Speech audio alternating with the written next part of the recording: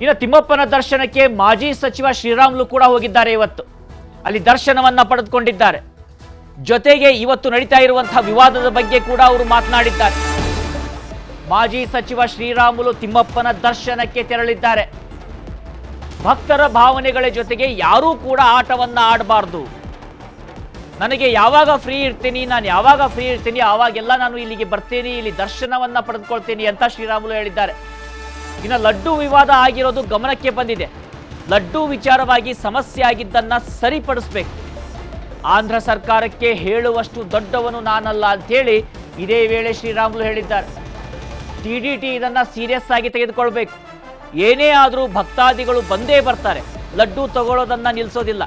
ಶ್ರೀರಾಮುಲು ಕೊಟ್ಟಂತ ಹೇಳಿಕೆ ಇದು. ತಿರುಪತಿಯಲ್ಲಿ ಭಕ್ತರು ಬಂದೇ ಬರ್ತಾರೆ, ಪ್ರಸಾದವನ್ನ ಸ್ವೀಕರಿಸ್ತಾರೆ, ಲಡ್ಡುವನ್ನ ಖರೀದಿ ಮಾಡ್ತಾರೆ.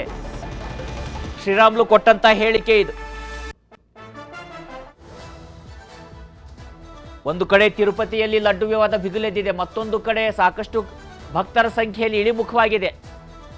ಆದರೆ ಶ್ರೀರಾಮುಲು ಕೂಡ ಈಗ ತಿರುಪತಿಗೆ ಭೇಟಿಯನ್ನ ಕೊಟ್ಟಿದ್ದಾರೆ, ದರ್ಶನವನ್ನ ಪಡೆದುಕೊಂಡಿದ್ದಾರೆ. ಇವತ್ತು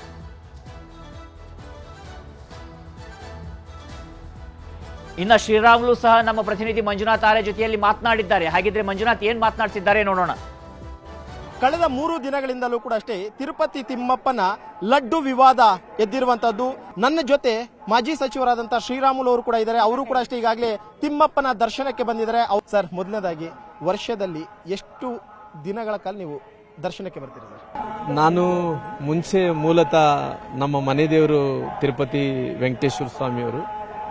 ಅಂದರೆ ಮುಂಚೆಯಿಂದ ಕೂಡ ಸಂಪ್ರದಾಯ ನಮಗೆ ಬರೋದು, ದರ್ಶನ ಮಾಡ್ಕೊಳ್ಳೋದು. ಯಾವಾಗ ಅವಕಾಶ ಸಿಗುತ್ತಾನೋ ಅವೆಲ್ಲ ಕೂಡ ಬಂದು ಹೋಗ್ತಿರ್ತೀವಿ. ಈ ಕಳೆದ ಸ್ವಲ್ಪ ದಿನಗಳ ಹಿಂದ್ಗಡೆ ಏನು ಈ ಲಡ್ಡುವಿನ ವಿಚಾರದ ಬಗ್ಗೆ ಇಡೀ ದೇಶದಲ್ಲಿ ಇವತ್ತು ಏನು ಸಂಚಲನ ಮೂಡಿಸ್ತಾ ಇದೆ ನಾವು. ಅಂದ್ರೆ ಇದೆಲ್ಲ ಕೂಡ ಭಾವನೆಗಳಿಗೆ ಎಲ್ಲ ಒಂದು ಕಡೆ ತೊಂದರೆ ಅಂದ್ರೆ ಭಾವನೆಗಳಿಗೆ ಧಕ್ಕೆ ಆಗಂತ ಪರಿಸ್ಥಿತಿ ಕಾಣ್ತಾ ಇದೆ.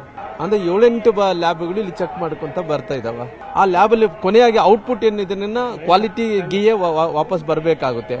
ಹಂಗಾಗಿ ಬಹುಶಃ ನನಗೆ ಗೊತ್ತಿರುವಂತ ಪ್ರಕಾರ ಆ ತನಿಖೆ ಏನಾಗುತ್ತೆ ಆಗಲಿ. ಅದೇ ಒಂದು ಇದು ಲಾಡುನ ತಗೊಂಡೋಗಿ ಚಂದ್ರಬಾಬು ನಾಯ್ಡು ಚೆಕ್ ಮಾಡಿಸ್ತಾರೆ, ಅದರಲ್ಲಿ ಫ್ಯಾಟ್ ಇದೆ, ಅದು ಕೂಡ ಅಷ್ಟೇ ಪ್ರಾಣಿಗಳ ಕೊಬ್ಬಿದೆ ಅನ್ನುವಂಥದ್ದು ಬಯಲಾಗಿದೆ ಅಂತ ಹೇಳ್ಬಿಟ್ಟು. ಅಂದ್ರೆ ರಾಜಕೀಯವಾಗಿ ಈ ರೀತಿಯಾದ ಭಕ್ತಾದಿಗಳ ಇದ್ರ ಭಾವನೆಗಳ ಮೇಲೆ ಹೊಡಿತಿದಾರ ಇವರು ಅಂತ ಅಲ್ಲ. ನಾನು ಇಡೀ ದೇಶದಲ್ಲಿ ಇಂಥ ದೊಡ್ಡ ಸಂಖ್ಯೆಯಲ್ಲಿ ಭಕ್ತಾದಿಗಳು ಇದ್ದಂತ ಟೈಮಲ್ಲಿ ಈ ರೀತಿ, ಯಾಕಂದ್ರೆ ಕೆಲವೊಂದು ಸಾರಿ ಲೋಪಗಳಾಗಿದ್ರೆ ಕೂಡ ಎಲ್ಲೋ ಒಂದು ಕಡೆ ಅದನ್ನ ಸರಿಪಡಿಸಂತ ಪ್ರಯತ್ನನೇ ಮಾಡಬೇಕಾಗ್ಲಿ. ಯಾಕಂದ್ರೆ ಇದು ಬಹಿರಂಗ ಆಗೋದ್ರಿಂದ ಡಿಬೇಟ್ ಆಗೋದ್ರಿಂದ ಈ ರೀತಿ ಭಕ್ತಾದ ಮೇಲೆ ಪರಿಣಾಮ ಬೀಳುತ್ತೆ.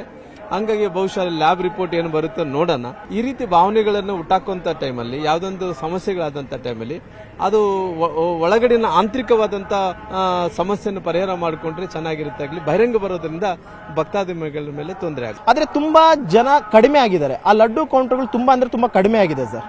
ಬಹುಶಃ ನನಗೆ ಗೊತ್ತಿರುವಂತ ಪ್ರಕಾರ ಆ ಲಡ್ಡು ವಿಚಾರ ಏನ್ ನಡೀತಾ ಇದೆನಾ, ಇನ್ನ ಲಡ್ಡು ಪ್ರಸಾದ ತಗೊಂಡಂತ ಮಂದಿನೇ ಜಾಸ್ತಿ ಆಗಿದ್ದಾರೆ. ಯಾಕಂದ್ರೆ ಒಂದು ಸಾರಿ ದೇವರ ಹತ್ರ ಬಂದ ಮೇಲೆ, ಯಾವುದೇ ನಾವು ಇತಿಹಾಸವನ್ನು ತೆಗೆದು ನೋಡಿದ್ರೆ ದೇವರ ಹತ್ರ ಬಂದಂತ ಅದು ಪ್ರಸಾದನೆ. ಅಲ್ಲಿ ಯಾವುದೇ ವಿಚಾರ ಬಂದಂತ ಟೈಮ್ ಅದು ಪರಿಶುದ್ಧ ಇದ್ದಂತೆ ನಾವು ತಿಳ್ಕೋಬೇಕು. ಯಾರು ಕೂಡ ತಿರುಪತಿಗೆ ಬಂದಂತ ಜನರು ಯಾರು ಕೂಡ ವಾಪಸ್ ಲಡ್ಡು ಇಲ್ಲಾರ್ದಂತೆ ವಾಪಸ್ ಹೋಗಲ್ಲ. ಸರ್, ಕೊನೆಯದಾಗಿ ಸರ್, TTD ಮ್ಯಾನೇಜ್ಮೆಂಟ್ಗೆ ಮತ್ತು ಆಂಧ್ರ ಗವರ್ಮೆಂಟ್ಗೆ ಏನ್ ಹೇಳ್ತೀರಾ ಸರ್ ನೀವು? ನಾನು ಗವರ್ಮೆಂಟ್ಗೆ ಹೇಳಷ್ಟು ನನಗೇನು ಅಷ್ಟು ಅನಿಸ್ತಾ ಇಲ್ಲ.